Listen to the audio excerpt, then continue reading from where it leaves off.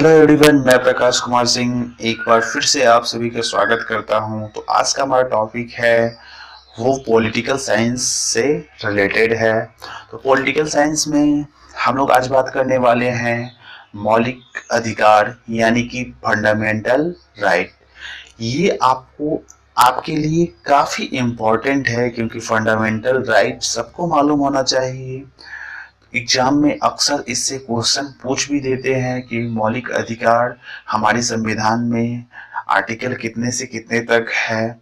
तो आज हम लोग इन सारे पॉइंट पे कुछ इस प्रकार से डिस्कस करेंगे कि ये वीडियो आपको पूरी तरीके से समझ में आ जाए। तो ये छोटा वीडियो है, तो मैं उम्मीद करूंगा कि आप इस वीडियो को पूरी तरीके से देखेंगे और इस टॉपिक को समझेंगे।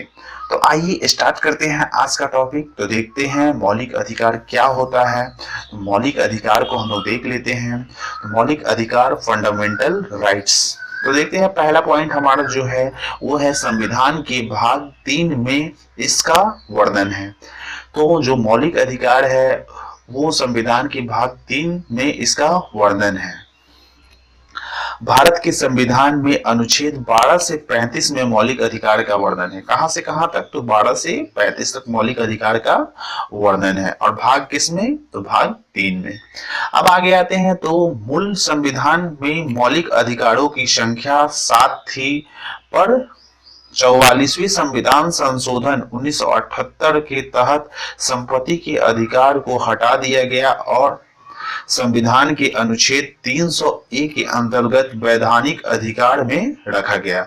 यानी कि जो संपत्ति का अधिकार था वो 44वीं संविधान संशोधन जो कि 1978 में हुआ था, उसे वहां से हटाकर, मौलिक अधिकार से हटाकर वैधानिक अधिकार यानी कि लीगल राइट्स में रखा गया। किसी संपत्ति के अधिकार को, यानी कि पहले हमारे मौलिक अधिकार 7 थे, पर अब उसे हटा दिया गया है और उसे वैधानिक अधिकारों में शामिल कर दिया गया है। तो अब जो हमारे मौलिक अधिकार हैं उनकी संख्या 6 है। तो चलिए आगे देखते हैं। तो बात करते हैं आगे अगले पॉइंट पे। तो मौलिक अधिकार में संशोधन हो सकता है। मौलिक अधिकारों में जो है संशोधन किया जा सकता है, किसके द्वारा? तो संसद के द्वारा। तो संसद मैंने पिछले वीडियो में डिस्कस कर दिया है। आप लोग देखना चाहते हैं तो पिछला वीडियो मेरा देख सकते हैं, जिसके लिए प्लेलिस्ट बना हुआ है। तो आगे देखते हैं, अगले पॉइंट में देखते हैं। मूल अधिकारों का निलंबन किया जा सकता है। मूल अधिकारों का निलंबन भी किया जा सकता है, किसके द्वारा? राष्ट्रपति के द्वारा। तो अगला पॉइंट जो है, मूल अधिकारों का संरक्षण, जो संरक्षक होता है वो सर्वोच्च न्यायालय होता है। संरक्षक जो होता है, जो इसकी देखभाल करता है, वो कौन होता है? सर्वोच्च न्यायालय होता है।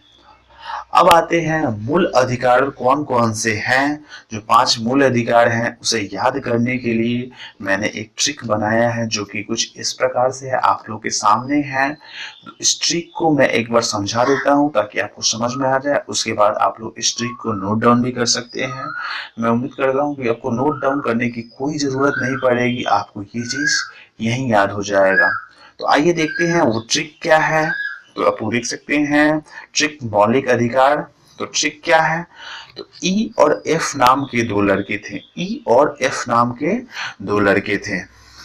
इस प्रकार से मान लेते हैं ये एक लड़का और ये दूसरा लड़का, जिन्होंने शोध किया किसमें? शिक्षा में।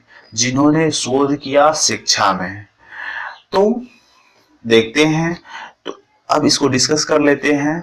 ई और एफ नाम के 2 लड़के शोध किए किसमें? शिक्षा में। तो अब ई और एफ क्या है? इसको हम लोग देख लेते हैं। तो ई से इक्वलिटी यानी कि समानता का अधिकार जो कि आर्टिकल 14 से 18 में है। ई से इक्वलिटी जो समानता का अधिकार, इक्वलिटी में समानता, समानता का अधिकार 14 से 18 आर्टिकल नंबर में है। एफ से फ्रीडम जो कि स्वतंत्रता का अधिकार है, जिसका जिक्र 19 से 22 नंबर आर्टिकल में है। 19 से 22। अब देखते हैं शोध। तो शोध में शो से शोषण के विरुद्ध अधिकार, शोषण के विरुद्ध अधिकार 23 से 24 यानी कि 23-24 में इस बात का जिक्र है। ध से धार्मिक स्वतंत्रता का अधिकार जो कि 25 से 28 आर्टिकल में इस बात का जिक्र है, धार्मिक स्वतंत्रता का अधिकार।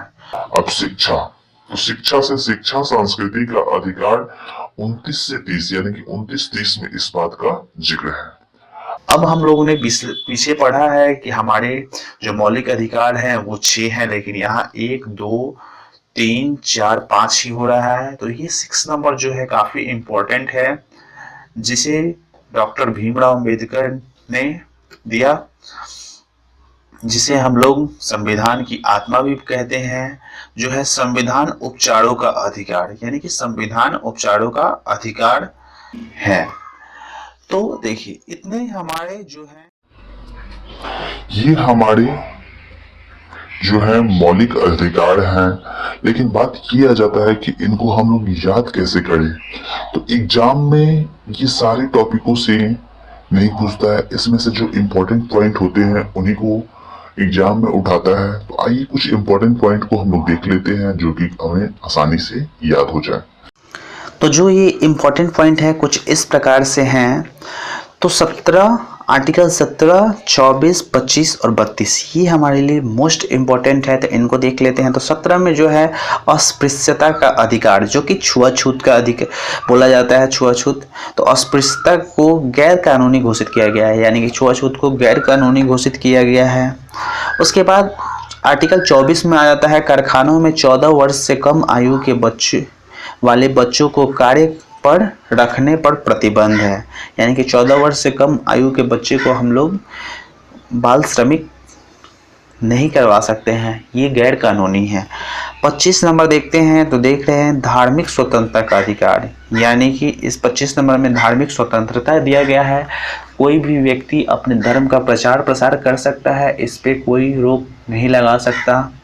आगे देखते हैं आर्टिकल 32 जो कि है संविधान उपचारों का अधिकार। तो आज ये था हमारा आज का मोस्ट इम्पॉर्टेंट टॉपिक मौलिक।